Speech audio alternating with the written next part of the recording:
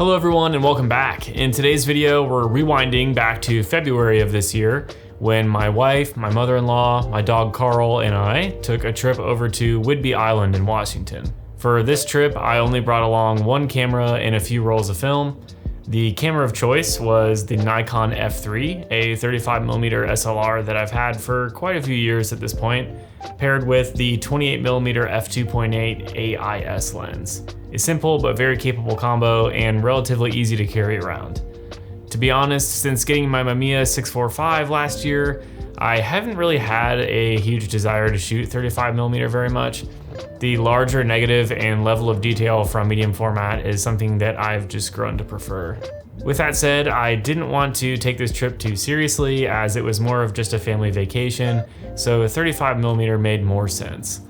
I started the trip with a roll of Kodak Portra 400 loaded, thinking maybe I would be able to catch a bit of the sunset after we arrived. But, of course, we ended up having some very sketchy weather conditions and barely made it through the mountain pass.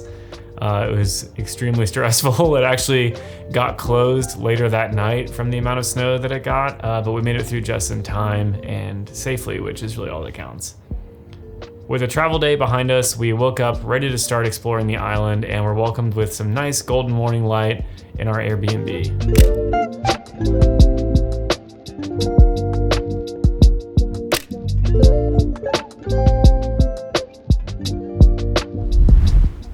Our first stop of the day was Fort Casey State Park, a historic military location complete with batteries and the Admiralty Head Lighthouse, which was built in 1903.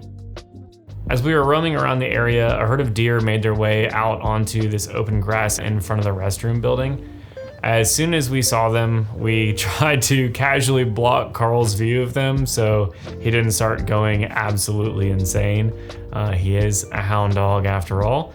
So we put him in the car for just a minute and I tried to get a photo of the deer without disturbing them or getting too close. This was one of the only times on this entire trip where I actually felt pretty discouraged only having the 28mm lens with me. This photo would have just been so much stronger with a bit longer focal length, but it was still a cool moment nonetheless.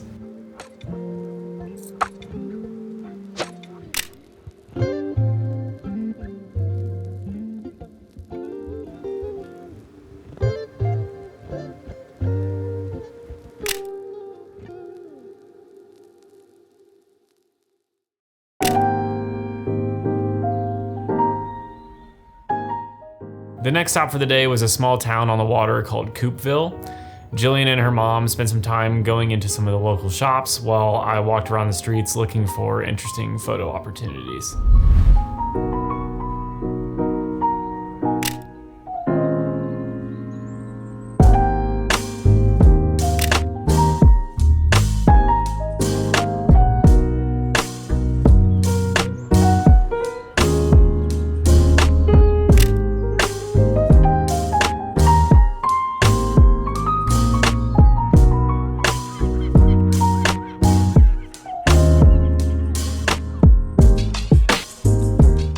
I ended up making my way out to the end of this pier where there was a big red building. I absolutely love when I can incorporate red into my images. It feels like that's the color that I'm always sort of missing in a collection of work for some reason. So I'm really glad to have found this area to shoot, and the light was cooperating very nicely at this point.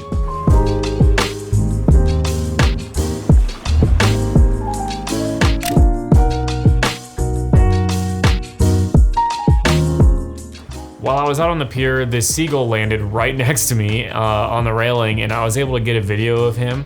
But as soon as I was about to press the shutter button on the Nikon, he took off, which was kind of a bummer, but it did result in this sort of interesting takeoff shot, if you will.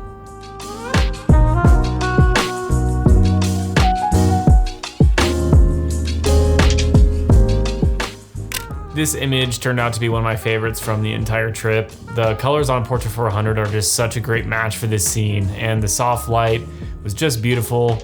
I remember smiling while I was taking this, thinking, okay, even if I do terribly the rest of my time here, this moment was totally worth the trip.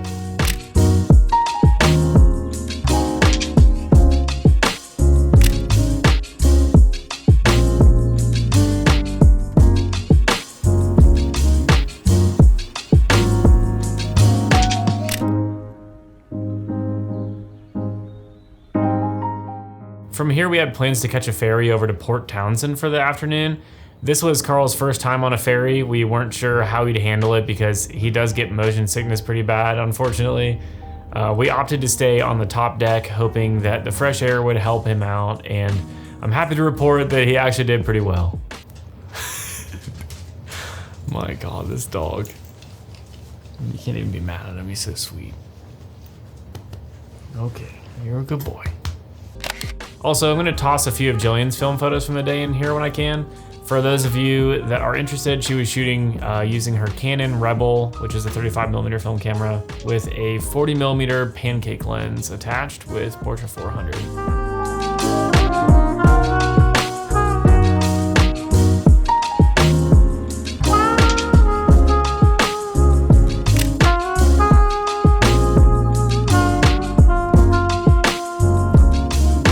The ferry ride only lasted about 25 minutes or so. Once we arrived, we didn't really have a formal plan besides just wandering around and seeing what this town was all about.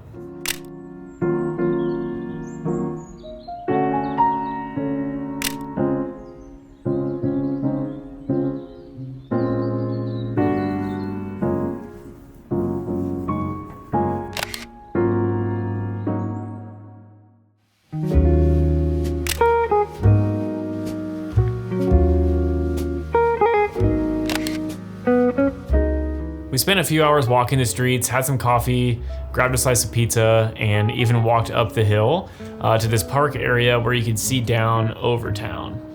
The area at the top was full of charming little houses, a church, and some more deer just running around the neighborhood.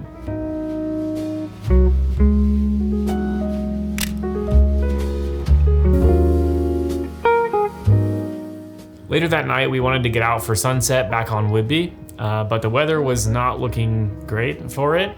But we did a short hike through the woods out to a beach. It was very cold and windy, and everyone was pretty miserable. But as we were out there, the conditions got pretty dramatic in a pretty short window of time.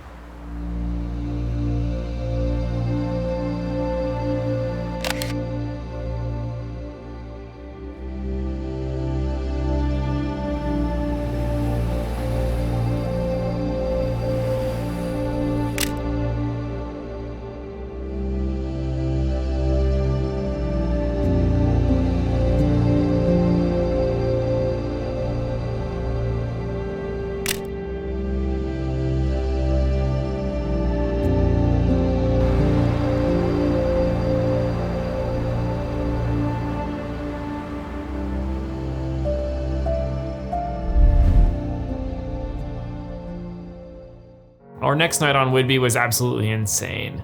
We got a very unexpected 20 minutes of heavy snow, golden hour light along with it, then a gray blanket of clouds, then 5 minutes of ridiculous sunset light before having a really nice blue hour. I was just juggling my Nikon and video camera trying to get as much as I possibly could.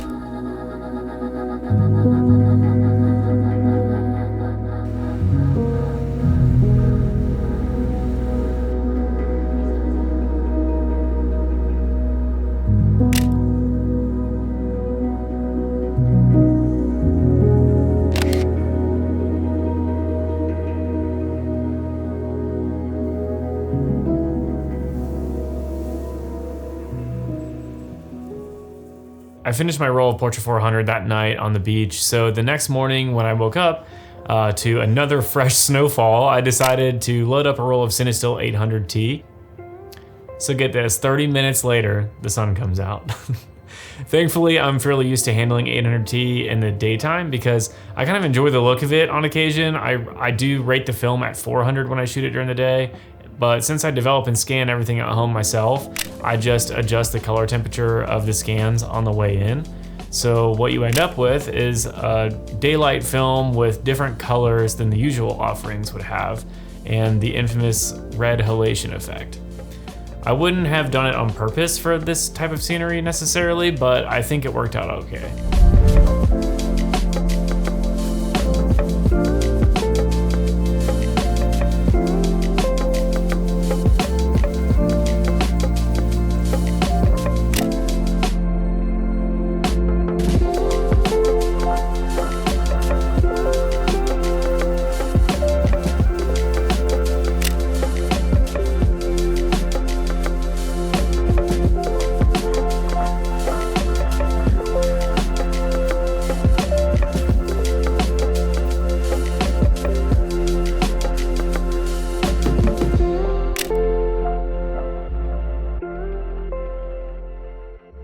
One of our last stops of the trip was Fort Eby, where I did something I rarely do and broke out the tripod. It was getting pretty dark and I wanted to get a few shots of the old fort and some of its underground rooms. But after I wasted about 10 minutes of time in a fit of rage because I somehow lost my shutter release cable, like a total idiot, I found it in the grass while retracing my steps and finally got to take a few images.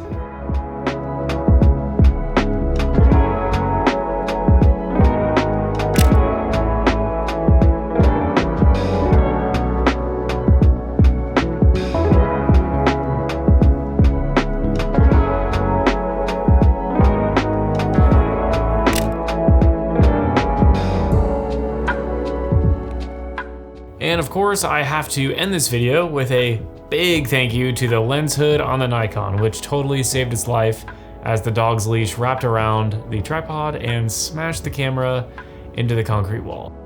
That's all I have for this one. As always, thank you so much for watching, and I will see you in the next one.